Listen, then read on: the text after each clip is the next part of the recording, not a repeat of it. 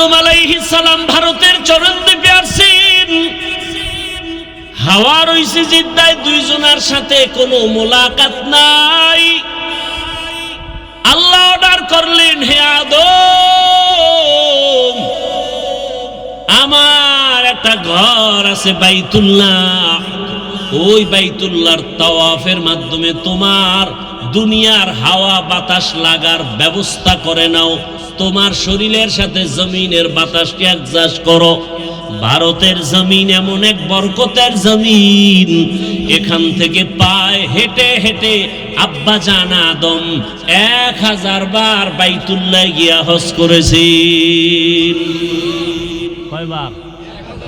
300 বার বড় হজ, 700 বার উমরা। কোথা থেকে হেঁটে গেছেন? তাহলে ভারতের জমিন খারাপ, ভালো মানে আমার বাবার দেশ। এখন ওই চোরারা কইব আমি ভারতের দালাল, কথা হয় না। আমি বলি তোর 14 গোষ্ঠী দালাল, আমরা নয়। ভারতের জমিন এমন বরকতের জমিন, যেখান থেকে পৃথিবীর ইতিহাসে প্রথম বাইতুল্লাহর হজ শুরু হয়েছে। কার মাধ্যমে? আদম আলা নবিয়িনা ওয়া আলাইহিস সালাতু ওয়াস সালামের মাধ্যমে। কয় হাজার বার? 300 বার বড় হজ, 700 বার। এর খবরও তো নেই। এই বয়ানটা সেদিন দিছি, সেদিন কোথায় জানি, বাগেরহাট। এর মধ্যে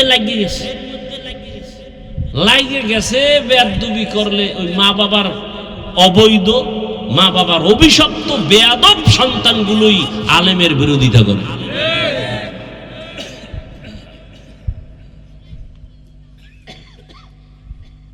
ভারতের জমিন তো ওই বরকতি জমিন। আজও ভারতের রাজধানী দিল্লি শহরে দাঁড়িয়ে আছে মুসলমানের ঐতিহ্য কুতুব মিনার। কি খবরও তো নেই। ভারতের জমিন তো ওই বরকতি জমিন, সারা বিশ্বের যত ইসলামের দাওয়াত চলে সব দাওয়াতের পাওয়ার হাউস ভারত, দেওবন্দ। কি অস্বীকার করার কোন? যে অস্বীকার করবে তাজা মুনাফিক। রাজনীতির ময়দানে খেদমত চলে দেওবন্দীদের সর্বোচ্চ, তাবলীগের ময়দানের খেদমত দেওবন্দীদের অবদান, রাজনীতির ময়দানে ইসলামের খেদমত দেওবন্দীদের অবদান, পীর মুরিদির লাইনে খেদমত দেওবন্দীদের অবদান। আর সবগুলোর পাওয়ার হাউস কই? দেওবন্দ, ভারত। একজনের মাথার চুল বড় উকুন, এখন মেডিসিন দিলেও যায় না, তো এখন কি করা যায়? কল্লা কেটে ফেলে। এই সমাধান। হ্যাঁ, কল্লা কাটবো, প্রয়োজনে চুল কামাও। কি স্কুলে একটা ছেলে অন্যায় করেছে, ওকে ধোলাই করো, নাকি স্কুলে তালা দাও? মাদ্রাসায় যদি কেউ অপরাধ করে তার বিচার করো, তার মানে মাদ্রাসায় তালা দাও? এটা হতে পারে না।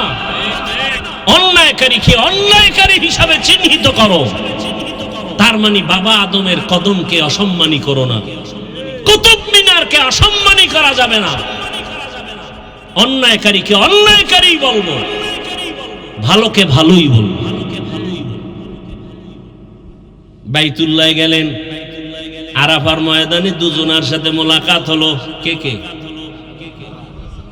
দুইজনে সংসার করব না? সংসার করতে যে আগুন লাগবে না? ও আল্লাহ, পাক করবো, আগুন পাবো কই? এর পিছে আরো কথা আছে। আল্লাহ কয় জিবরাইল আগুন লয়ে যারে। আগুন দিছে কি তরকারি, পাতিল শুদ্ধ পুড়ে ছাই, এত তাপ। আল্লাহ কয় দিলে এমন আগুন। আদম কয় আল্লাহ, আগুন দিলে এমন আগুন? আল্লাহ বলেন জিবরাইল আগুনটা নিয়ে সমুদ্রের মধ্যে 3 বার চুবা দিন দাও। কয়বার? 3000 বছরের তাপ কমায় দিছে। কার কুদরত? এবার বাকি আগুন আদম রে দাও। আরো যা বাকি আছে আদমের প্রয়োজনের বাইরে কয়টি পাহাড়ের পাথরে মারো। পাথরে মেরে দিলেন। এই জন্য পাথরেও কি আছে? পানির মধ্যে কি আছে? আগুন আছে। এবার দুইজনে সংসার শুরু করলেন, দুইজন মিলে এবার আল্লাহ সন্তান দিতে শুরু করলেন। বছরে 2 জন, আগামী বছর 2 জন, পরের বছর 2 জন, এক ছেলে এক মেয়ে, এক ছেলে এক মেয়ে। আগের বছরের ছেলে পরের বছরের মেয়ের সাথে বিয়া। কার মাইয়ার সাথে কার পোলার বিয়া, কথা হয় না। দেখছেন নি কারবার, হুশ নেই। এটা কার ছেলে আর কার মেয়ে?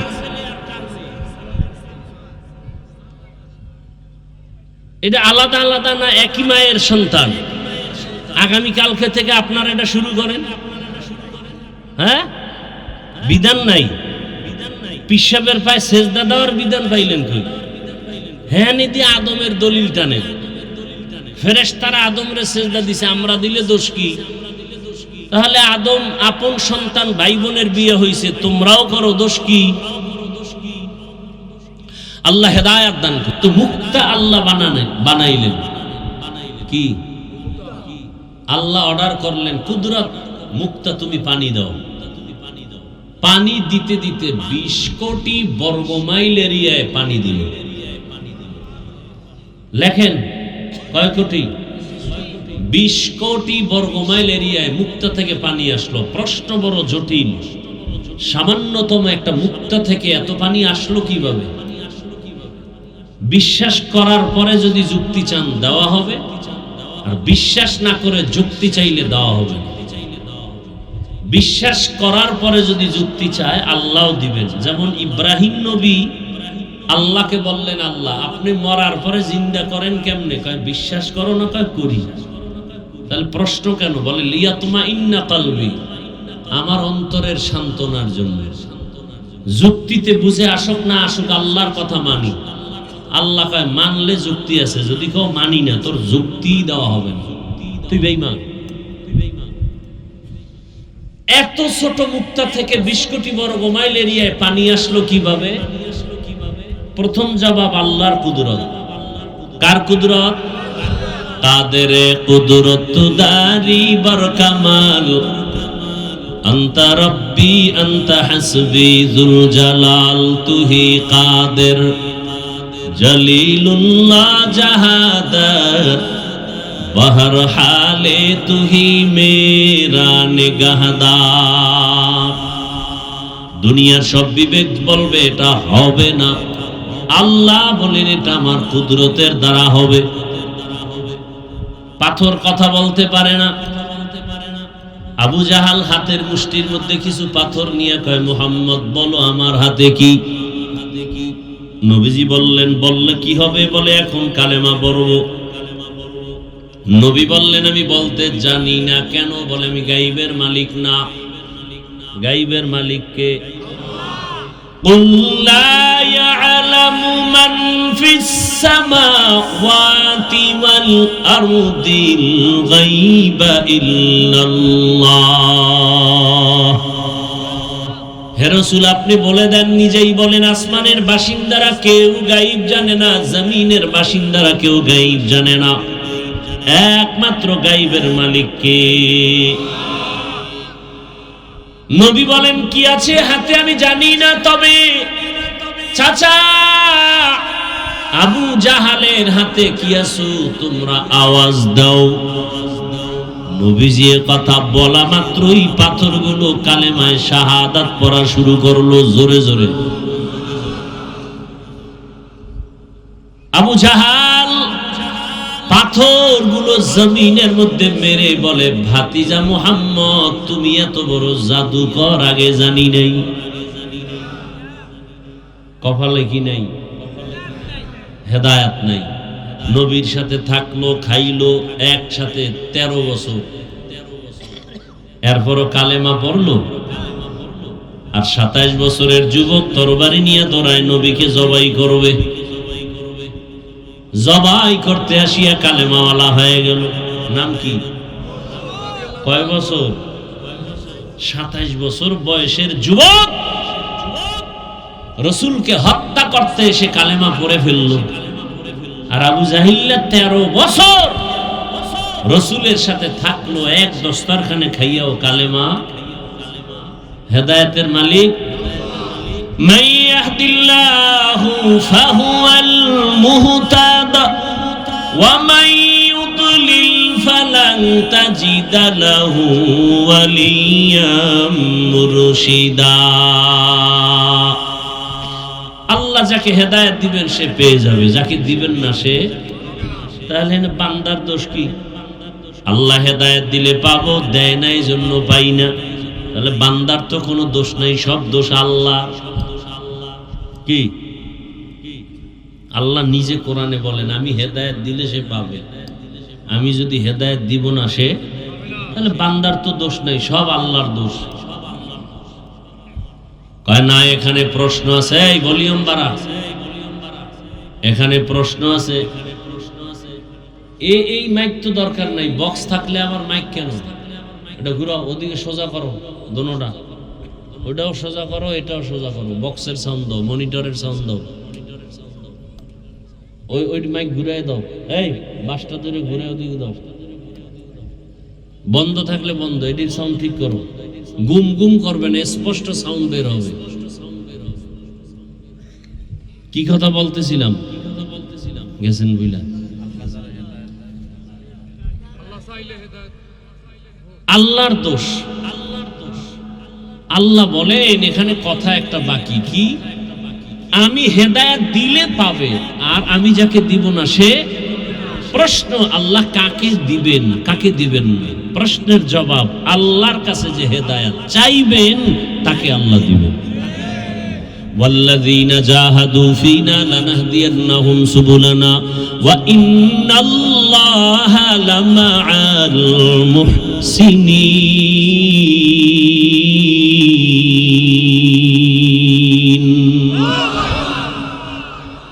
গর্তা ওয়াকুল মিকুনি হার সুবহ শাম মিরসানাত রিজকে তু আজলা মাকাম। খারাপ লাগতেছে যেই কথাগুলো শুরু করছি, চলবে? শেষ হইতে ফজর হইব, বাকি আমি 1 ঘন্টার বেশি করব না, কারণ হজের বয়ান এক জায়গায় করছি 3.5 ঘন্টায়ও শেষ করতে পারি না। আমার জুমার মসজিদে চলে 7-8 জুমা চলবে 2-3 মাস। সব কথা মূল কথাগুলো আমি এখানে বলার চেষ্টা করব ইনশাআল্লাহ। রহমতের নবী যুদ্ধের ময়দানে যাচ্ছেন সাহাবায়ে কেরামদের কাফেলা নিয়ে। একজন হলে সাহাবী, একাধিক হলে সাহাবা, মহিলা হলে আনহা, পুরুষ হলে আনহু, বেশি হলে আনহুম, মহিলারা বেশি হলে আনহুন্না। সাহাবায়ে কেরামের কাফেলা নিয়ে নবী যাচ্ছেন যুদ্ধের ময়দানে, হেঁটে হেঁটে বহুদূর। পানি নাই, সাথে কূপ নাই, যার যার পাত্রে পানি ছিল তাও শেষ। পিপাসার্থ অবস্থায় বললেন ইয়া রাসূলুল্লাহ, পানির প্রয়োজন। নবী বললেন কারো কাছে নাই? বলে নাই। বলে তো পাত্রের মধ্যে তো 1 ফোঁটাও থাকতে পারে, তোমরা সব এক জায়গায় হও, একটা পাত্রে ওই ফোঁটা দাও। দিতে দিতে 1 কাপ ধরেন, কথার কথা নবীজি আঙ্গুল দিলেন, এই পরিমাণ পানি বাড়তে থাকলো, সবার পাত্র ভরে ফেললো, সবাই পানি পান করলো পেট ভরে, আসুদা হয়ে পানি পান করলো। এরপরও জাগার পানি জাগায় রয়ে গেল। কার কুদরত? একটা মুক্তা থেকে 20 কোটি বর্গ মাইল পানি আসলো, কার কুদরত? আল্লাহর কুদরত।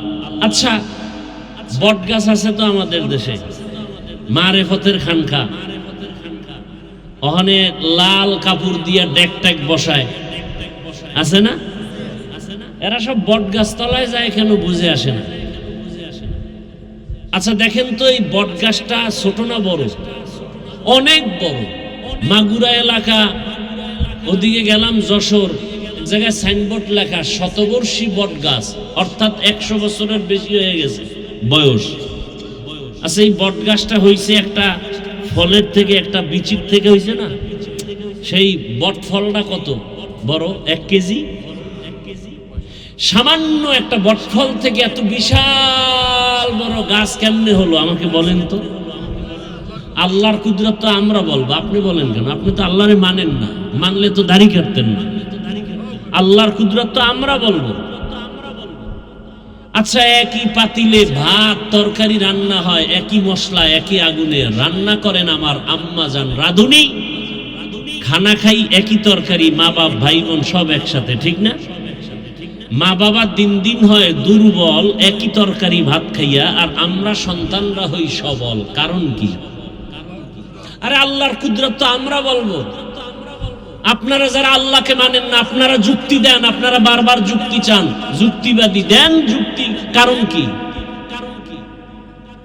একটা গরু বাচ্চা দেয় একটা, কুত্তায় বাচ্চা দেয় 5টা। কেউ গরু জবাই কুকুর জবাই করে না, হাজার লাখ গরু জবাই হয়, এরপরও গরু বেশি না কুকুর? কারণ কি? আবারও কয় আল্লাহর কুদরত। আল্লাহর কুদরত বলবে তারা যারা তাহাজ্জুদ পড়ে, যারা দাড়ি কাটা, ওরা আল্লাহর কুদরত মানে না, আল্লাহকে মানে না। যারা সুদের টাকায় ব্যবসা করে, ওরা আল্লাহর পৃথিবীতে নিকৃষ্ট, আল্লাহর বড় দুশমন। 24টা ঘন্টার সেকেন্ডে সেকেন্ডে তার আপন মায়ের সাথে জিনা জিনা জিনা। হজ করলে কবুল হবে না। সুদের টাকায় যাদের নাম আছে, এরা জিকির করলে কবুল হবে না, নামাজ পড়লে কবুল হবে না, দান করলে সওয়াব হবে না, মাদ্রাসা করলে সওয়াব হবে না, মোনাজাত দিলে কবুল হবে না, তওবা না করে কবরে গেলে কোরআনের আয়াত চিরস্থায়ী জাহান্নাম। কয়দিন? 1 সপ্তাহ। হ্যাঁ, এই দেশে সুদ নাই, ঘুষ নাই, নিমক হারামের গোষ্ঠী। ভোটের আগের রাত্রে যারা খাইছে পায়খানা, কেউ খায় নাই। সবগুলো হারামখোর, সবগুলো হারামখোর। এই টাকা খাইয়া রক্ত হইছে শরীরে, রক্ত হারাম। এদের জন্য ওই অংশ জান্নাত হারাম। চোর।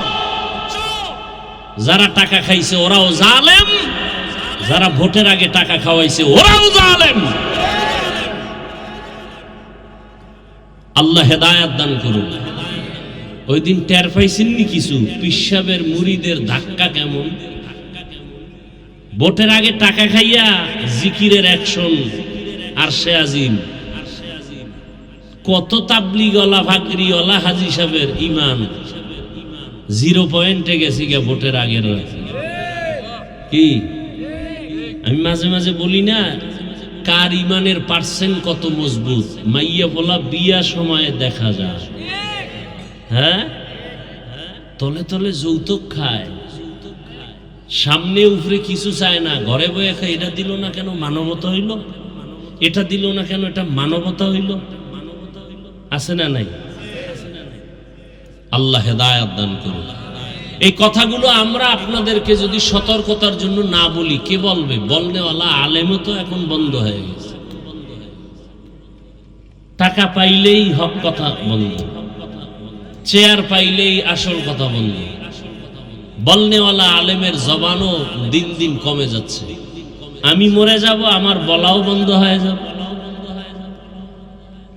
কি মনে করেন আমি তো এদেশের সন্তান, একটা গর্ব, আমার জন্মভূমি। আচ্ছা ধরে না নামগো, এটা কোন থানা? আশেপাশে মসজিদে আগামী জুমায় যদি এই কথাগুলো কোনো খতিব সাহেব শুরু করে যে হাফিজ ভাই যে বয়ান করে গেল, আমিও একটু পিক আপ লয়ে দেখি তো কেমন। বয়ানটা জুমায় যদি টাটকা ভাবে দেয়, ফলাফলটা কেমন আসবে? সূর্য ডুবার পরে দেখবে গাইবি আওয়াজ। কি বলে 1 মাসের ছুটি। কারণ শিয়ালের হাতে মুরগি আমান। শিয়াল চিনেন তো? হ্যাঁ, শিয়ালের হাতে মুরগি দিলে কয়দিন পরে পাবেন ফেরত?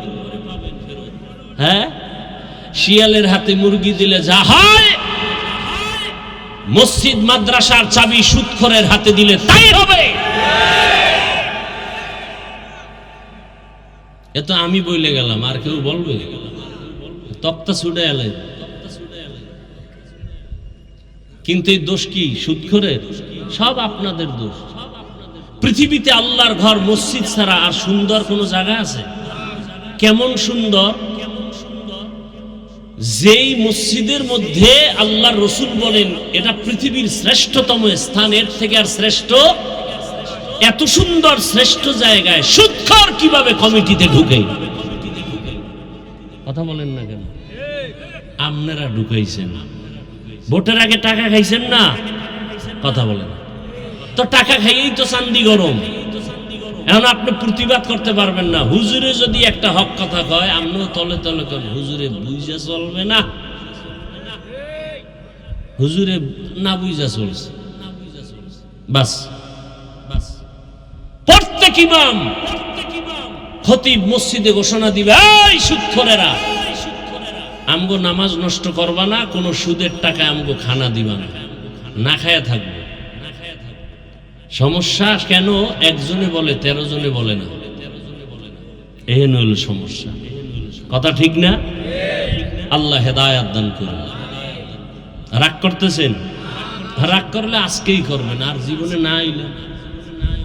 রিজিকের মালিক কি? ওয়াজ মাহফিল না আল্লাহ? মাছের খানা কে দেন? নদীর মাছের খানা কে দেন? উড়ে পাখি যে উড়ে সকালবেলা বের হয়, সন্ধ্যাবেলা পেট ভরে বাসায় এসে বাচ্চার খানা নিয়ে কে খাওয়ায়? জঙ্গলে হাজারো প্রাণী আছে, কে খাওয়ায়? গর্তের পিপিলিকার খানা কে দেন? বলেন ওরা দামি না আমরা দামি? তো ওদেরে দিলে আল্লাহ আমগো দিবেন না? তাহলে এত ভয় কেন, এত পেরেশানি কেন? আরে ভয় তো আপনি করবেন না, ভয় করবে তো ওই ব্যক্তি আপনাকে। দেখবেন, একটা কথা মনে রাখবেন, লিখে রাখবেন, যদি আপনি সৎভাবে চলেন না, গরিব হলেও সব টাকাওয়ালারাও আপনাকে ভয় করবে। আল্লাহর কসম করে বলছে, যদি আপনি সৎভাবে চলেন, হালাল ভাবে, বড় মাস্তান পর্যন্ত আপনার সামনে কথা বলতে সাহস পাবেন। আপনি গরিব হলো আপনার সামনে কথাই বলতে পারবেন। আপনি তো সে হালালের পাওয়ার জানেন না, আপনি হারাম খেয়ে সব ধ্বংস করে ফেলেছেন।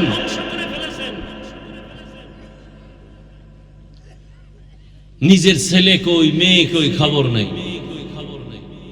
গর্ব করে আমার ছেলে এনজিওতে চাকরি করে, বেতন 30, এমনি হেমনে আরো 30, এমনি হেমনি গর্ব করে বাবা।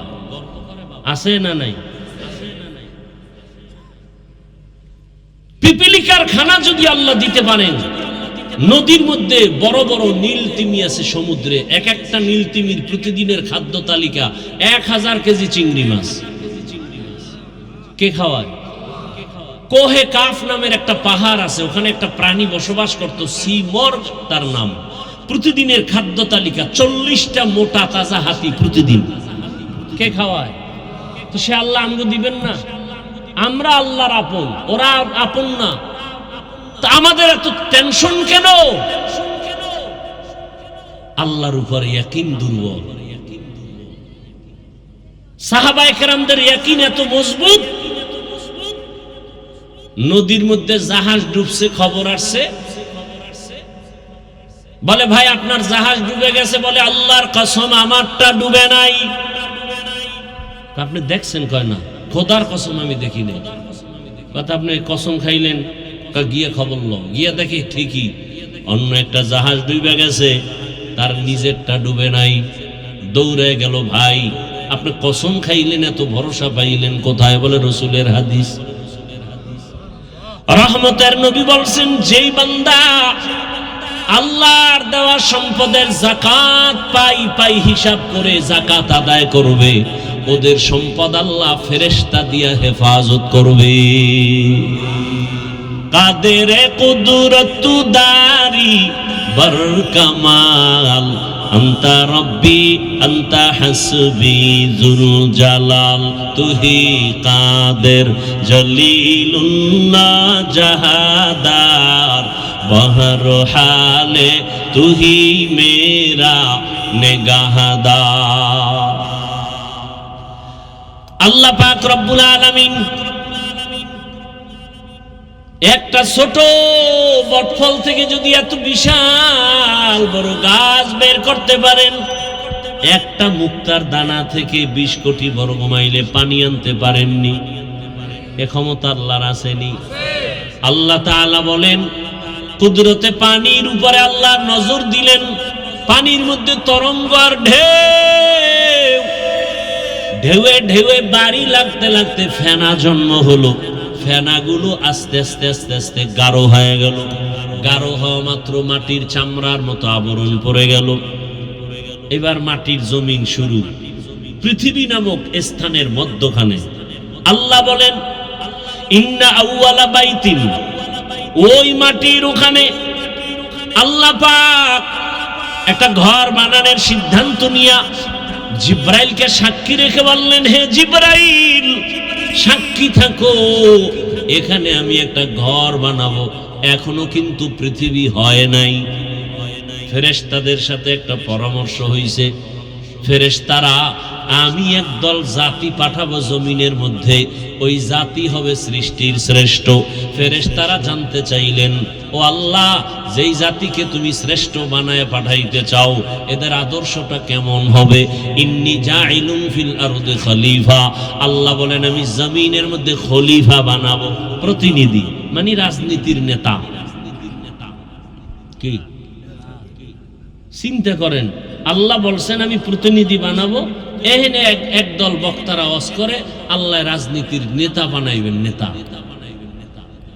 মানে অন্যভাবে ঘুরায় কয় আমি ওদিকে ঢুকলাম না। এরা অপব্যাখ্যা করে না।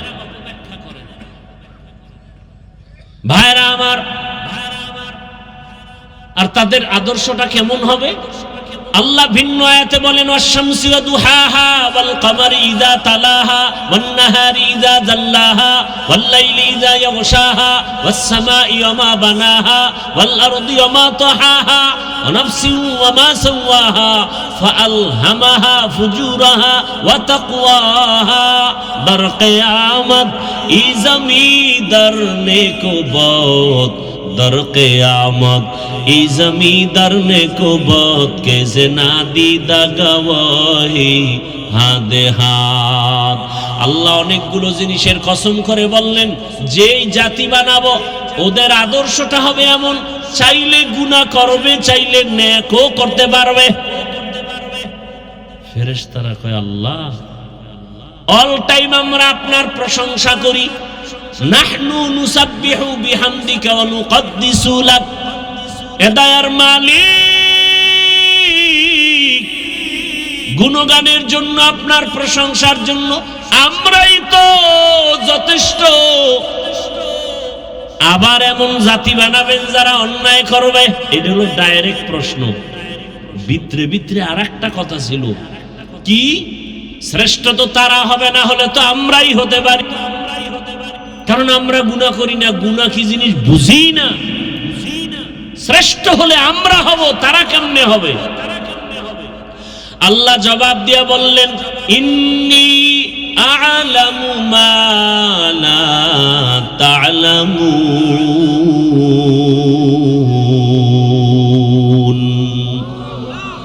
আমি আল্লাহ যাহা জানি তোমরা তা কিছুই জানো না। অর্থাৎ আমি আল্লাহ জানি ওই জাতি গুনাহ চাইলেই করতে পারবে, কিন্তু এমন একদল আমার বান্দা জমিনে থাকবে এরা গুনাহ করবে দূরের কথা, এদের কাছে কোনো গুনার আসরও লাগতে পারবে না। এমনও জাতি অবস্থা তাদের অন্তরে হবে। আল্লাহ পাক এইবার সিদ্ধান্ত করে ফেললেন যে ফেরেশতারা তোমরা বুঝো না কেমনে শ্রেষ্ঠত্ব দান করব, এবার তুমি বাস্তবে একটা নমুনা দেখাই। আল্লাহ নমুনা দেখাইতে গিয়া আদমকে বানাবার সিদ্ধান্ত নিলেন। ঘর বানানোর সিদ্ধান্ত আগে, এবার আদমকে বানাবেন। পৃথিবী নামের মধ্যখানে পানির উপরে মাটির আবরণ।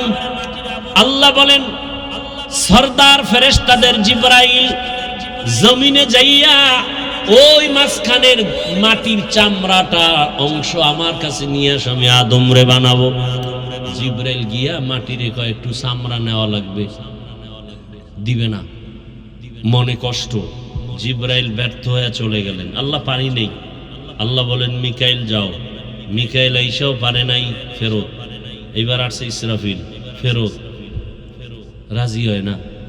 আল্লাহ কয় আজরাইল তুমি যাও তো। আজরাইল সেই কি এর আবার অনুমতি? কুদরতের হাত জিব্রাইল ফেরেশতার হাতটার তালু দিয়া একটা আঘাত করছে, কইরা পুরা চামড়া টান মেরে লয়ে দৌড়। আল্লাহ নাও, কয় দেরি হইল না, দেরি কি আবার? মাত্র জিব্রাইলের হাতের তালুর মধ্যে ঢুকে গেছে পুরা চামড়া। বুঝেন আজরাইলের তো পুরা হাতটা কত বড়, এটা হলো হাতের তালু। এই লোক, এই ফেরেশতার দেহ কত বড়। আজকে তালতলি একজনের রুহু কবজ করলো, আজকে ঠিক একই টাইমে একজন মারা গেল আমেরিকায়। আজরাইলে কেমনে করে? বলে পুরা পৃথিবীটা আজরাইলের সামনে একটা পানদানের মতো। কার কুদরত? এবার আল্লাহ ওই প্রথম পৃথিবীর ওই যে চামড়ার মতো হইছে, এখান থেকে আল্লাহ আদমকে বানালেন, আমাদের আদি পিতা। খেয়াল করেন, পেস্টাস লাগায়েন না আবার পরে। আদম আদিম শব্দ থেকে, আদিম শব্দ আরবি এর বাংলা অর্থ চামড়া। কিসের চামড়া? মাটির। মাটির চামড়া থেকে আদম তৈরি। আল্লাহ আদমকে বানাইয়া এরপরে ফেরেশতার সামনে উপস্থাপন করলেন, আর ফেরেশতাদের বললেন সব মাখলুকাতের নাম বলো। ফেরেশতারা পারলেন না। ওয়া আল্লামা আদামাল আসমাআ কুল্লাহা, আল্লাহ আদমকে বললেন, আদম তুমি এবার নামগুলো বলে দাও। আদম সব মাখলুকাতের নাম বলে দিল। এবার ফেরেশতারা কয় আমরা নিজের যে বড় মনে করছিলাম, মনে মনে ভয় পেয়ে গেছে, আমরা তো আসলে বড় হওয়ার যোগ্য। এটা আল্লাহর কাছে পেশ করলেন কোরআনের আয়াত, সুবহানাকা লা ইলমা লানা ইল্লা মা আল্লামতানা ইন্নাকা আনতাল আলিমুল হাকীম। ও দয়ার মালিক, তুমি যা শিখাইছো তাই পারি, এর বাইরে পারি না। আদমই শ্রেষ্ঠ হওয়ার যোগ্য, আমরা শ্রেষ্ঠ হতে পারি না। আল্লাহকে এটা মুখে বললে হবে না, বাস্তবে দেখাও। উসজুদু লি আদম, আদম রে কি করো? সিজদা করো। এই যে ফেরেশতারা নিজেদের ভুলটা বুঝতে পারলো, এখানে একটা পয়েন্ট খেয়াল করেন। ফেরেশতারা আল্লাহর কাছে ক্ষমা চাইলো, যদিও তারা নিজেরা মনে করছেন আমাদের দুর্বলতা, ভুল, কিন্তু এটা আল্লাহর আদালতে কিনা। কথা বলেন না কেন? কি আপনাদের খারাপ লাগতেছে? আল্লাহর আদালতে কিনা, ভুল না। কিন্তু এখানে একটা পয়েন্ট মনে রাখবেন, এই যে ফেরেশতারা আল্লাহর কাছে ক্ষমার প্রার্থনা করলো, ডাইরেক্ট করে নাই, একটা ওসিলা পেশ করছে। কি পেশ করছে? বর্তমান বাংলাদেশে ধর্ম নিয়ে, ইসলাম নিয়ে ফিতনা বেশি। পৃথিবীর কোন রাষ্ট্রে ইসলাম ধর্ম নিয়ে এত ফিতনা নাই।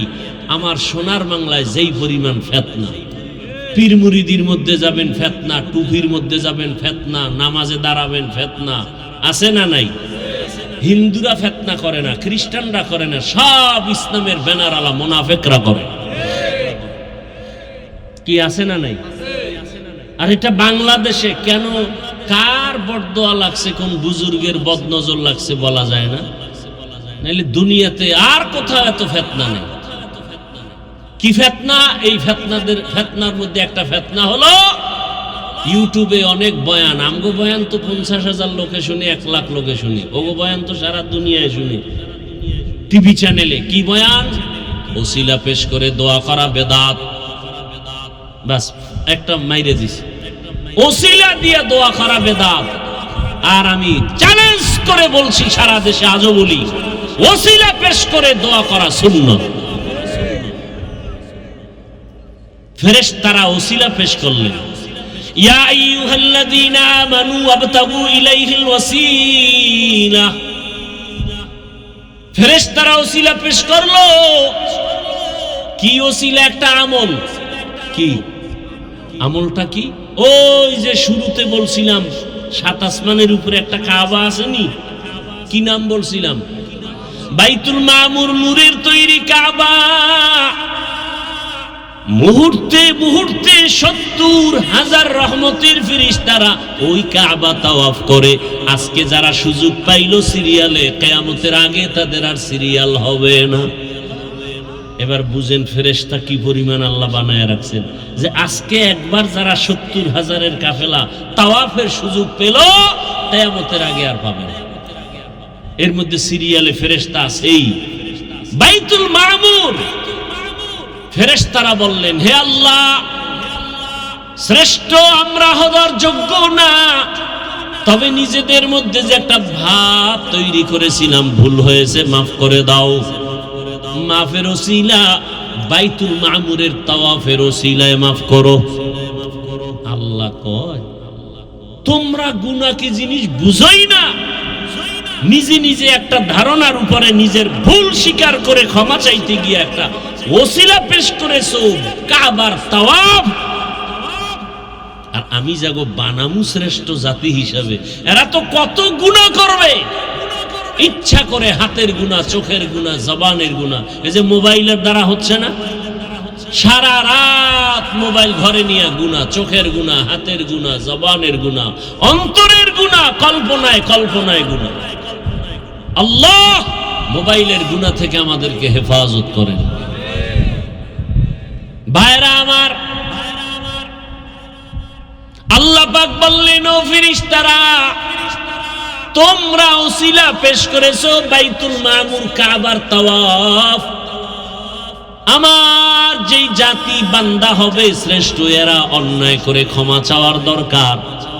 এদেরও তো একটা ঘর বানানো প্রয়োজন। ও জিবরাইল, যাও, ওই আদমরে যেই মাটির থেকে বানানোর সিদ্ধান্ত নিলাম, ওখানে বাইতুল্লাহ নির্মাণ করো। প্রথম বাইতুল্লাহ নির্মাণ হয় জিবরাইল আমিন ফেরেশতার মাধ্যমে।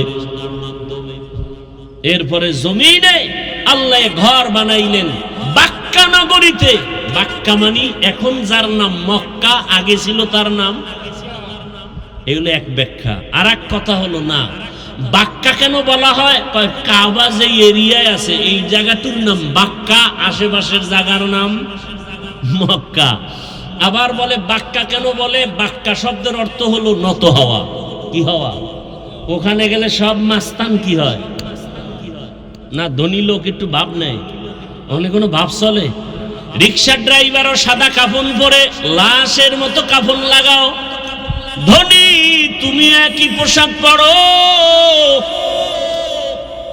মাথায় টুপি রাখা যাবে না, পায়ে কোনো জুতা রাখা যাবে না, সেলাইবিহীন কাপড় পরো, এবং এই কাপড় পরা অবস্থায় কোনো আতর লাগানো যাবে না, সাবান দিয়ে ডোলে গোসল করা যাবে না, কোনো একটা বিচিও খোটে রক্ত বার করা যাবে না।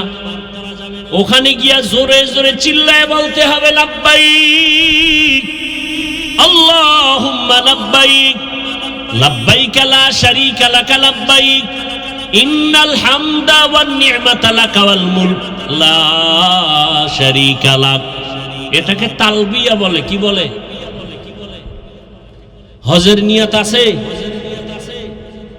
নামাজ ছাড়া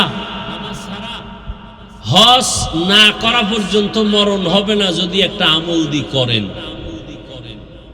করবেন না হুদে কইয়া লাভ কি? করবেন। যারা পাঁচ ওয়াক্ত নামাজ পড়ে না, এরা তো আমল জীবনেও করতে পারবে, সম্ভবই না। আর এই পাঁচ ওয়াক্ত নামাজের পরে ওই আমলটা করলে তার হজ করা ছাড়া মরণ হবে না। ভাইরা আমার, হাদিস শরীফে নবী বলেন, বান্দা যখন সাদা কাফন পরে লাব্বাইকের আওয়াজ দেয়, জোরে দিবে, আওয়াজটা যতদূর যাবে ওই এরিয়ার সব আল্লাহর ভিন্ন মখলুক তার পক্ষে হাসরের দিন সাক্ষী দিবে। এবং এই পুরা তালবিয়া 4 শ্বাসে পড়া সুন্নত। কয় শ্বাসে? এই মনে রাখবেন, আমি পড়ে শুনাই, এটা খেয়াল করবেন। লাব্বাইক আল্লাহুম্মা লাব্বাইক, লাব্বাইক লা শারীকা লাকা লাব্বাইক, ইন্নাল হামদা ওয়ান নি'মাতা লাকা ওয়াল মুলক লা শারীকা লাক। কয় শ্বাস হইল? এই 4 বারে 4 শ্বাসে পড়বেন। এটাও তো আমগো খবর নেই। হ্যাঁ, হজ এত সোজা।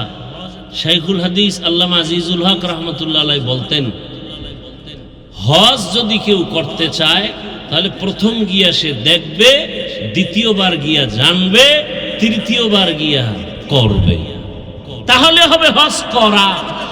আরে হজের উপরে একটা কিতাব লেখছেন পৃথিবীর শ্রেষ্ঠ একজন বিখ্যাত আলেম সমস্ত আলেম তার নাম জানে, তার কিতাব মাদ্রাসায় পড়ানো হয়। উনি গিয়া বাইতুল্লাহ তওয়াফ শুরু করছে উল্টা দিকে, অথচ উনি হজের বই লেখছে বিশাল। ওখানে গেলে সব হুজুর্গ এলেম দুর্বল হয়, বড় কঠিন হালাত। এ ভাই, রসুলের সুন্নত, পানি পান করবেন কোন দিক দিয়া? বাম হাতে। জুতা পরবেন আগে কোন পা? মসজিদে ঢুকবেন কোন পা? রসুলের সুন্নত ভালো কাজ ডান পা। হজ করছেন বা উমরা করছেন কারা? একটু হাত দেখেন তো, খবর নেই, হাত নামান। আচ্ছা, যারা ছবিতে দেখেন খেয়াল করবেন, যারা করছেন এদেরও খেয়াল নেই। প্রত্যেকটা ভালো কাজ ডান দিক দিয়ে শুরু হয়, ঠিক, কিন্তু হজের তাওয়াফ শুরু হয় বাম দিক দিয়ে। কারণ কি? যখন আমরা তাওয়াফ শুরু করি এই সিনাটা বাম দিকটা কাবার দিকে থাকে, খেয়ালও করেন নাই কি? ডান দিক থাকে না বাম সাইড, অর্থাৎ এদিকে ঘুরে। হজরে আসওয়াদ পাথরের গোড়ার থেকে তাওয়াফ শুরু হয়, বামে ঘুরতে থাকবে, ঘুরতে ঘুরতে কয় চক্কর? 7টা। গুইরা এই সাদা হজরে আসওয়াদের এখানে আসবে, এক চক্কর শেষ, আবার এখান থেকে ঘুরবে। সব ডান দিক দিয়ে সুন্নত। তাওয়াফটা বামে কেন? কথা বুঝেন নেই না? কিসের ডান দিক? বাম সিনা বাম দিকে ঘুরে, বাম দিকে। ডানে তাওয়াফ করলে তো হবেই না, সিনা বাম দিকে শুরু হয়, বামে ঘোরে, বামে তাওয়াফটা শুরুই হয় বাম দিক দিয়ে। এই যেমন এই ধরনের স্টাইল, হ্যাঁ, ডান দিক দিয়ে শুরু করলে এদিক দিয়ে ঘোরা শুরু হইবে। কিন্তু না, এই হজরে আসদ এই কোনায়, ওখান থেকে ঘুরতে থাকবে বামে, বামে ঘুরে আইয়া এখানে আবার ঘুরো। এই সিনা বাম দিকে, বাইতুল্লাহর লাগে সম্পর্ক, ডাইনটা থাকবে এই সাইড। আর যদি ডানে ঘুরি, এদিক থেকে শুরু করি, তাহলে এই সিনা থাকবে কাবার দিকে, কিন্তু এই সিনা কখনো কাবার দিকে থাকবে না।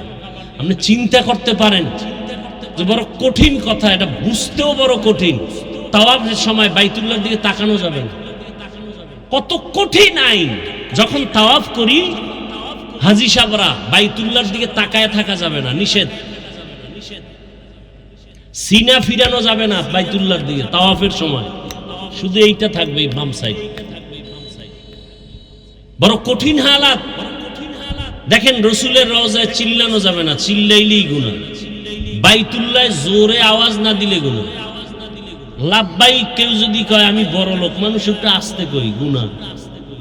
ওখানে জোরে চিল্লাও, শুধু চিল্লাও, রমল করো, নাইচা নাইচা হাঁটো।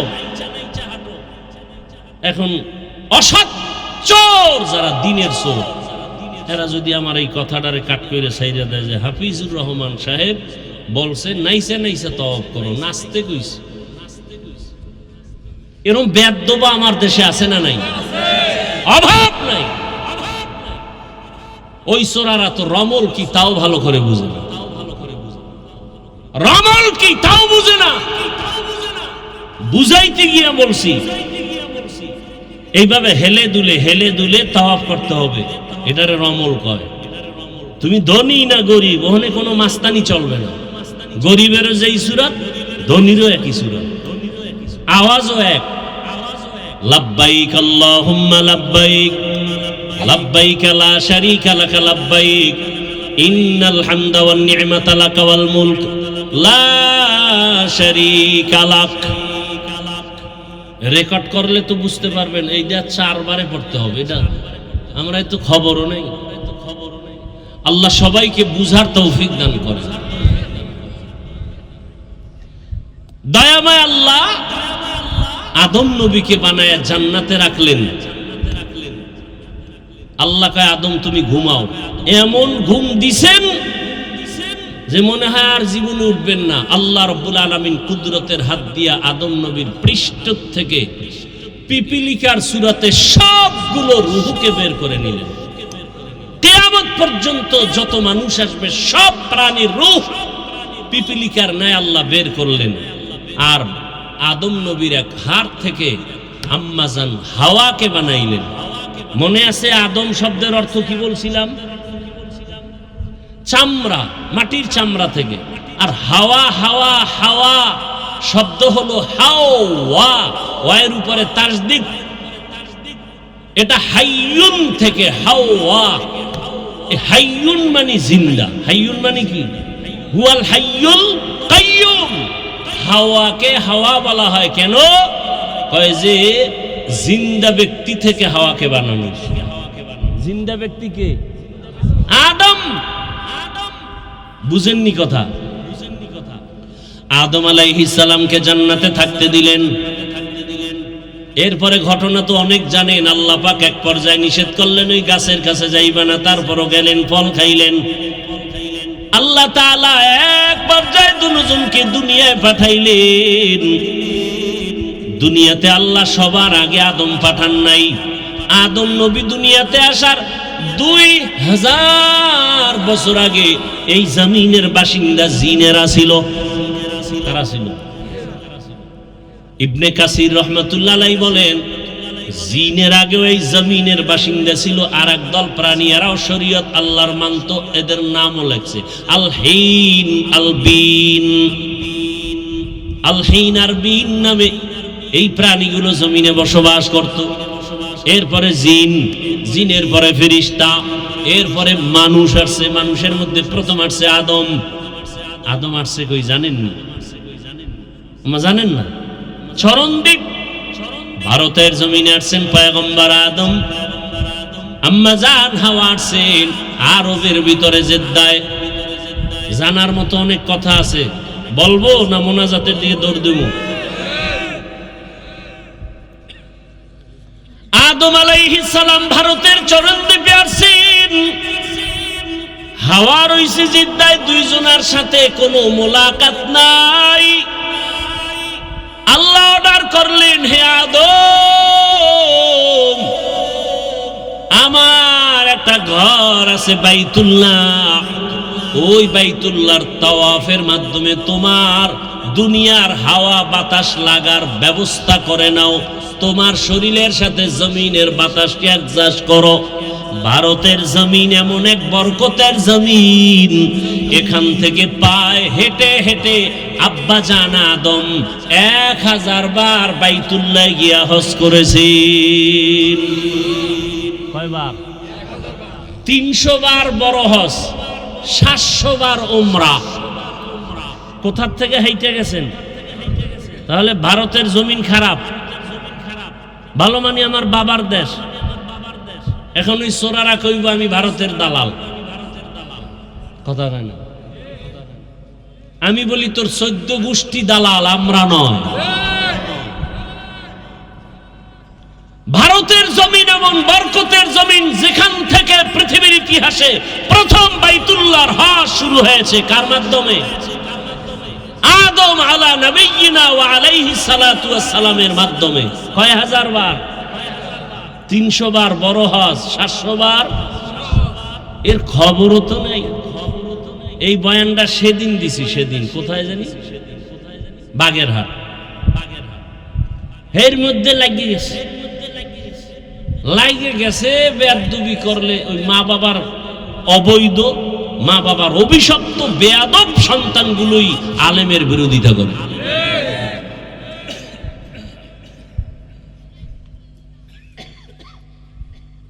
ভারতের জমিন তো ওই বরকতি জমিন। আজও ভারতের রাজধানী দিল্লি শহরে দাঁড়িয়ে আছে মুসলমানের ঐতিহ্য কুতুব মিনার। কি খবরও তো নেই? ভারতের জমিন তো ওই বরকতি জমিন। সারা বিশ্বের যত ইসলামের দাওয়াত চলে, সব দাওয়াতের পাওয়ার হাউস ভারত, দেওবন্দ। কি অস্বীকার করার? যে অস্বীকার করবে ও তাজা মুনাফিক। রাজনীতির ময়দানে খেদমত চলে দেওবন্দীদের সর্বোচ্চ। তাবলীগের ময়দানের খেদমত দেওবন্দীদের অবদান। রাজনীতির ময়দানে ইসলামের খেদমত দেওবন্দীদের অবদান। পীর মুরিদের লাইনে খেদমত দেওবন্দীদের অবদান। আর সবগুলোর পাওয়ার হাউস কই? দেওবন্দ, ভারত। একজনের মাথার চুল বড় উকুন, এখন মেডিসিন দিলেও যায় না, তো এখন কি করা যায়? কল্লা কেটে ফেলে এই সমাধান। হ্যাঁ, কল্লা কাটবো, প্রয়োজনে চুল কামাও, কি স্কুলে একটা ছেলে অন্যায় করেছে, ওকে ধোলাই করো নাকি স্কুলে তালা দাও? মাদ্রাসায় যদি কেউ অপরাধ করে তার বিচার করো, তার মানে মাদ্রাসায় তালা দাও, এটা হতে পারে না। অন্যায়কারীকে অন্যায়কারী হিসাবে চিহ্নিত করো, তার মানে বাবা আদমের কদমকে অসম্মানী করো না, কুতুব মিনারকে অসম্মানী করা যাবে না। অন্যায়কারীকে অন্যায়কারী বলবো, ভালোকে ভালোই বলবো। বাইতুল্লাহ গেলেন, আরাফার ময়দানে দুজনের সাথে মোলাকাত হলো। কে কে? দুইজনে সংসার করব না? সংসার করতে যে আগুন লাগবে না? ও আল্লাহ, পাক কর্ম আগুন পাবো কই? এর পিছে আরো কথা আছে। আল্লাহ কয় জিবরাইল আগুন লয়ে যারে। আগুন দিছে কি তরকারি, পাতিল শুদ্ধ পুড়ে ছাই, এত তাপ। আল্লাহ কয় দিলে এমন আগুন। আদম কয় আল্লাহ আগুন দিলে এমন আগুন? আল্লাহ বলেন জিবরাইল আগুনটা নিয়ে সমুদ্রের মধ্যে 3 বার চুবা দিন দাও। কয়বার? 3000 বছরের তাপ কমায় দিছে। কার কুদরত? এবার বাকি আগুন আদম রে দাও। আরো যা বাকি আছে আদমের প্রয়োজনের বাইরে কয়টি পাহাড়ের পাথরে মারো। পাথরে মেরে দিলেন। এই জন্য পাথরেও কি আছে? পানির মধ্যে কি আছে? আগুন আছে। এবার দুইজনে সংসার শুরু করলেন, দুইজন মিলে এবার আল্লাহ সন্তান দিতে শুরু করলেন। বছরে 2 জন, আগামী বছর 2 জন, পরের বছর 2 জন, এক ছেলে এক মেয়ে, এক ছেলে এক মেয়ে। আগের বছরের ছেলে পরের বছরের মেয়ের সাথে বিয়া। কার মাইয়ার সাথে কার পোলার বিয়া? কথা হয় না, দেখছেন নি? কারবার হুশ নেই। এটা কার ছেলে আর কার মেয়ে?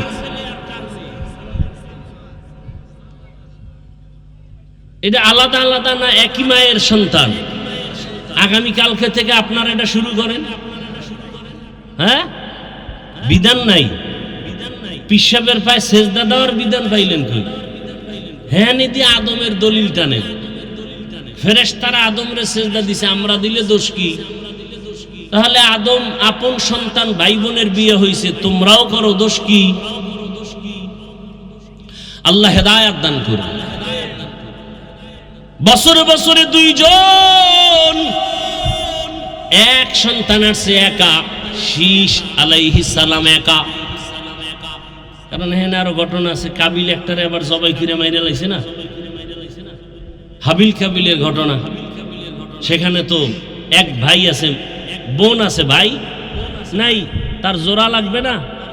হায়, আস্তে আস্তে আস্তে আস্তে এক পর্যায়ে আদম নবী বাইতুল্লাহ সুন্দর করে নির্মাণ করলেন। আদম নবী দুনিয়াতে আসার, দুনিয়ায় আইসা বাইতুল্লাহ নির্মাণ করার পর আদম নবী এক পর্যায়ে দাওয়াতের কাজ করে চলে গেলেন। শীষ নবী চলে গেলেন। 600 বছর পরে জমিনের সব মানুষগুলো ইবলিসের পরামর্শে মূর্তি পূজা শুরু করলো। আদম নবী বিদায়ের কয়শো বছর পর? 600 বছর পরে মূর্তি পূজা শুরু, চলতে থাকলো আরো 600 বছর। কত হইল টোটাল? 1200 বছরের সময় পৃথিবীর একটা মানুষ ছিল না যে মূর্তি পূজা করে নাই। ঠিক 1200 বছরের পরে পৃথিবীর প্রত্যেকটা মানুষ যখন মূর্তি পূজায় লিপ্ত, ঠিক সেই সময় আল্লাহ নূহ নবীকে পাঠাইলেন। কাকে? নূহ নবী আইসা 850 বছর দাওয়াত দিয়া মাত্র 40 জনারে মূর্তি পূজা থেকে ফিরাইলেন। কয়জন? 40 জন। আবার কয়শো বছরে 40 জন?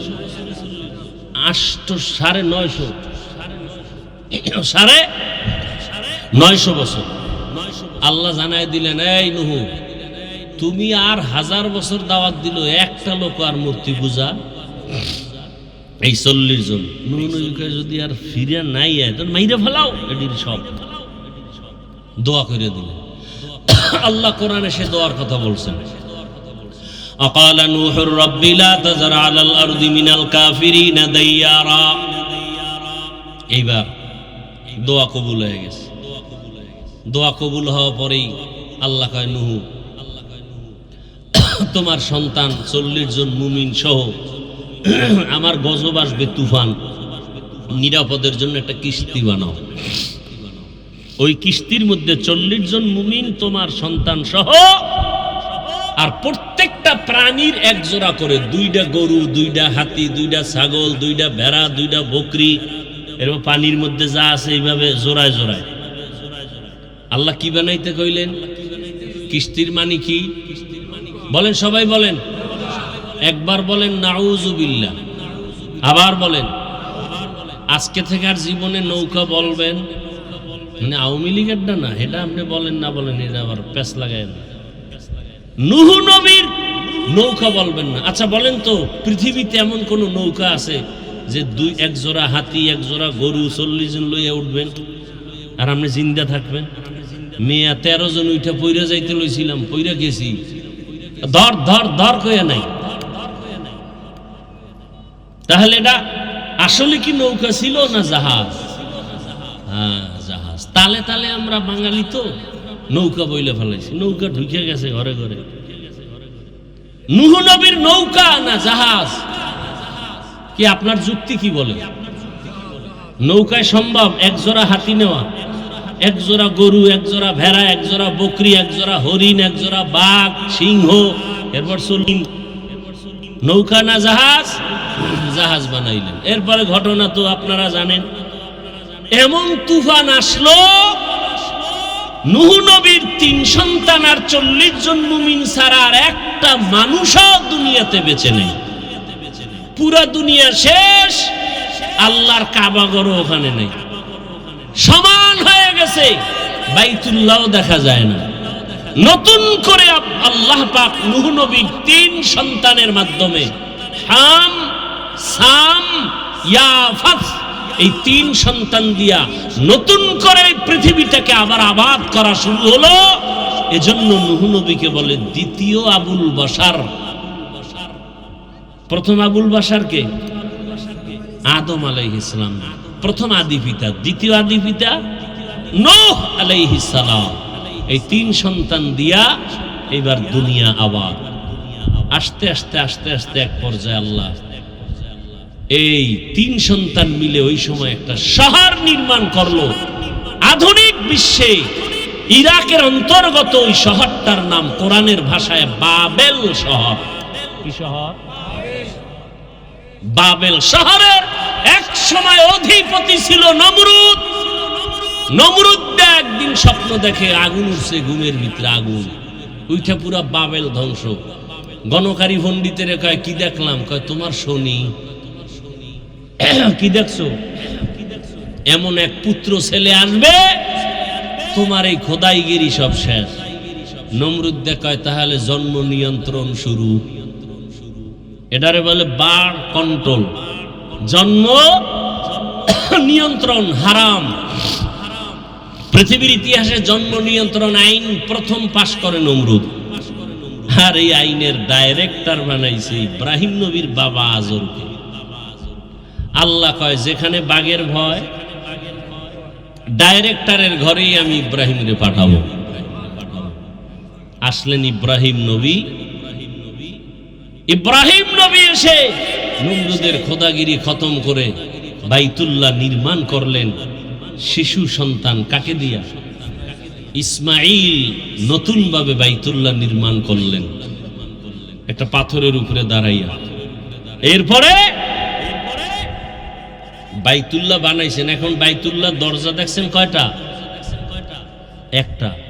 ঠিক ওই বরাবর ওই পাশে আরেকটা দরজা ছিল, 2 দরজার ছিল, এবং উপরে ছাদ ছিল না, খোলা ছিল।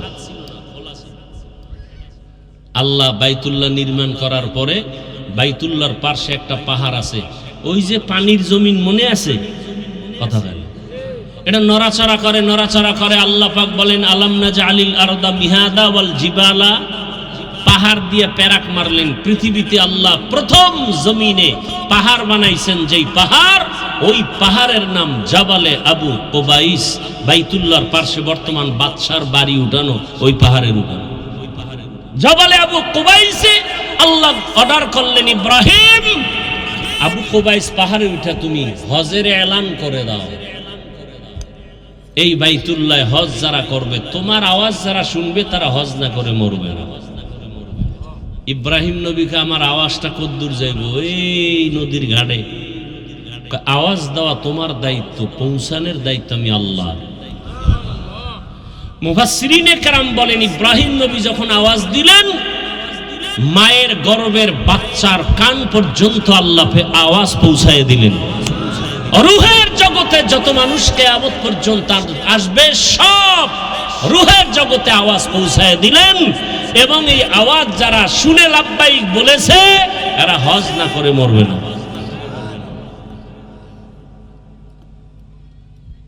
এইবার আপনার ডাক কবুল হয়েছে কিনা, আমারটা কবুল হয়েছে কিনা নমুনা তো বোঝা যাইব না। যারা নামাজ ধরে ফেলছেন, এবার আমলটা বলি। মনে আছে একটা আমলের কথা বলবো। প্রতিদিন ফজরের নামাজের পরে সূর্য উঠার পরে আরেকটা নামাজ আছে, কেউ জানেননি? ওই নামাজটা কি নামাজ? কয় রাকাত? 2 রাকাত। ধমক দিলি রাকাত বাইরে যায়, ধমক দিলি রাকাত বাড়ে। ধমক দিছি 2, আর এক ধমকে 4, আর এক ধমকে 6। 4 রাকাত। কয় রাকাত?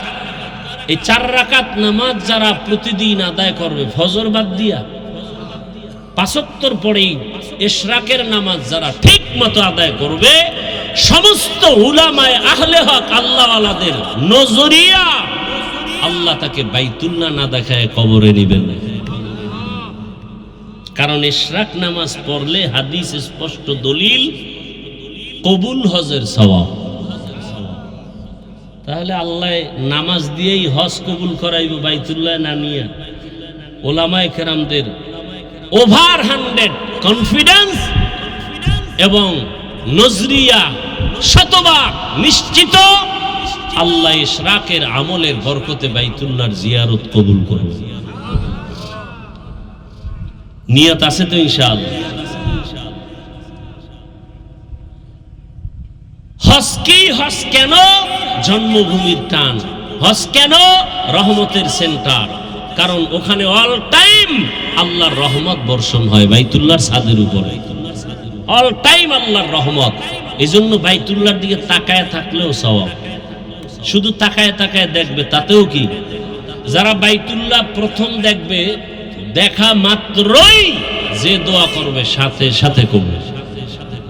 তাহলে এমন একটা দোয়া করতে হবে যে দোয়াটা জামে হয়, মানে হয়। এক এলাকায় এক পিসা বুজুরে আইছে, আয়ে কইতেছে, এই আমি দোয়া কবুল করামু আল্লাহর কাছে, তবে এক কথায় দোয়া কইতে হইব, 2 কথায় না। এখন এক চালাক বাঙালি কয়, হুজুর আমার এক কথার দোয়া, আমি জানো স্বর্ণের প্লেটে 3 বেলা শান্তি মতো ভাত খাইতে পারি। বুঝেন না?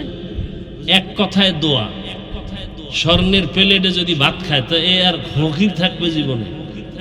বাস, ধনী হওয়ার দোয়া, শান্তি, সব এক কথায়। আমার ওস্তাদ বলছেন, বাইতুল্লাহ দেখলেই যে দোয়া কবুল হবে হাদিসে আছে। কি দোয়া করলে তোমরা কামিয়াব হবা? ওস্তাদ বলছেন, দেখেই দোয়া করবা আল্লাহ জীবনে যত নেক দোয়া করেছি আর নেক দোয়া করব সব তুমি কবুল করে নাও। এর থেকে আর বড় দোয়া আছে? নিয়ত করেন, সন্তানগুলোকে আমলওয়ালা বানান। কয়দিন আর বাঁচবেন? রমজানের ঈদে কত মানুষ চলে গেল কবর, কথা ঠিক না? আল্লাহর কাছে বেশি বেশি দোয়া করেন। পর্দার আড়ালের মা বোনেরা, সন্তানটাকে ডাক্তার বানাবেন নেককার, ইঞ্জিনিয়ার বানান নেককার, ওসিডিসিএসপি বানান নেককার। আপনারাও 5 ওয়াক্ত নামাজ পড়েন, একটা ভালো সন্তানের মা হয়ে কবরে যাবেন। আপনার মতো কত মা এখনো আছে মোবাইলে সময় নষ্ট করে না, স্বামীর মাল হেফাজত করে, নামাজ ছাড়ে না, বেপরদায় চলে না। এরে আম্মা জানের আপনারা কেন পারেন না? এরে আমার কলিজার যুবক, তোমার মতো যুবক স্কুল কলেজে পড়ে, চাকরি করে, ব্যবসা করে, শ্রমিকের কাজ করে, নামাজ পড়ে, তুমি পারবা না কেন? জীবনে গুনাহ তো কম করো নাই, দাড়ি কম কাটো নাই, আল্লাহর কাছে তওবা করো। হে মালিক, ওই বাইতুল্লাহ এত বড় দামি ঘর, কত গরিবরা সেখানে যায়, ও আল্লাহ তুমিও একবার আমাকে নাও, আর দাড়ি কাটবো না, নামাজ ছাড়বো না, বেপরদায় চলবো না। ডাক্তার হলে নেককার ডাক্তার হব, ইঞ্জিনিয়ার হলে নেককার ইঞ্জিনিয়ার হব। জীবনে আর নামাজ ছাড়বো না, বেপরদায় চলবো না। মা বাবার দোয়া, শিক্ষকের দোয়া, উলামায়ে কেরামের দোয়া পরামর্শ নিয়ে নবীর আদর্শ মেনে, নবীর সুন্নত মেনে চলবো। বৃদ্ধ বাবাজিরা সন্তানটাকে আদর্শ মানুষ বানায় যান, এমন আদর্শ রাখবেন এক সময় আপনারা থাকবেন না, সন্তান গর্ব করবে আর বলবে আমার মা বাবার কারণে আমি ভালো হয়েছি। আমার মা বাবা কখনো ঝগড়া করে নাই, তর্ক করে নাই, আমার মা বাবার সাথে তর্ক করে নাই, বাবা মাকে গালি দেয় নাই, কখনো মোবাইলে সময় নষ্ট করে নাই, আজান হলেই নামাজে যাইতো। ও আল্লাহ আমার মা বাবাকে তুমি জান্নাত দাও। এরে পর্দার আড়ালের মা ও বাবাজিরা, আর ভালো আদর্শ যদি না রেখে খারাপ আদর্শ রাখেন, সন্তান এক সময় ধিক্কার দিবে মনে মনে, আর বলবে আমার মা বাবা বড় খারাপ ছিল। দুইজনে সারাদিন ঝগড়া গালাগালি আর মোবাইল নিয়ে পড়ে থাকতো, মোবাইলে বাজে বেগানা দেখতো। বাবার আদর্শও ভালো না, মায়ের আদর্শও ভালো ছিল না। আমার মা বাবায় কোনোদিন আমাকে নামাজের কথা বলে নাই, রোজার কথা বলে নাই, গুনাহ থেকে ফেরার জন্য চেষ্টা করে নাই, বরং তারা নিজেরাই গুনাহ করত। আমার মা বাবার কারণে আমি ভালো হইতে পারি নাই। আমার মা বাবা বড় অভিশপ্ত মা বাবা। ও মা বাবারা, এই সন্তানের অভিশপ্ত শব্দ না শোনার জন্য এখন থেকে তৈরি হয়ে যান। আর মোবাইলে সময় নষ্ট করবেন না, চোখ দিয়া গুনাহ করবেন না, হাত দিয়া গুনাহ করবেন না, জবান দিয়া করবেন না। সন্তানটাকে আদর্শ ইঞ্জিনিয়ার, ডাক্তার, আদর্শ মানুষ বানায় যান। 5 ওয়াক্ত নামাজ পড়েন, স্বামীর মাল হেফাজত করেন, সন্তানটাকে আদর্শওয়ালা বানান। যুবক বাবারাও তওবা করো, তোমার মতো যুবক চাকরি করে, ব্যবসা করে, নামাজ পড়ে, অভাব নাই। আল্লাহর কাছে মনে মনে তওবা করো, আর দাড়ি কাটবা না, নামাজ ছাড়বা না, বেপরদায় চলবা না। মা বাবার দোয়া, শিক্ষকের দোয়া, উলামায়ে কেরামের দোয়া নিয়ে নবীর আদর্শ মেনে চলবো। তওবা করার মতো যদি করতে পারো, আমার মাওলা মুহূর্তের মধ্যে গুনাহ মাফ করে দিবেন। ও দয়ার মালিক, মেহেরবানি করে তওবাওয়ালা জিন্দেগি দান করেন, গুনাহমুক্ত জীবন দান করেন, বাইতুল্লাহ হজ করার জন্য কবুল করেন। আল্লাহর নবী বলেন, যারা হজে যেতে এখনো পারেন না, অন্তত হাজিদের মতো কিছু আমল করেন, বরকত পেয়ে যাবেন। বলে কেমন? হাজি সাহেবরা জিলহজ মাসের 1 তারিখ, ওই দিন থেকে নখ কাটা যাবে না, চুল কাটা যাবে না। ওই দিন থেকে আপনারাও যারা হজে যান নাই, আমরা যদি আমলটা করতে পারি, চুল কাটবো না, মুছ কাটবো না, হাতের নখ কাটবো না, যদি এভাবে থাকতে পারি কোরবানি দেওয়া পর্যন্ত, আল্লাহ পাক হাজিদের সাথে আমাদেরকেও কবুল করে একদিন বাইতুল্লাহ পৌঁছায় দিবেন। আল্লাহ তাআলা মেহেরবানি করে নবীর আদর্শওয়ালা জীবন আমাদের দান করেন, আমিন। আলহামদুলিল্লাহি রাব্বিল আলামিন, ওয়াসসালাতু ওয়াসসালাম।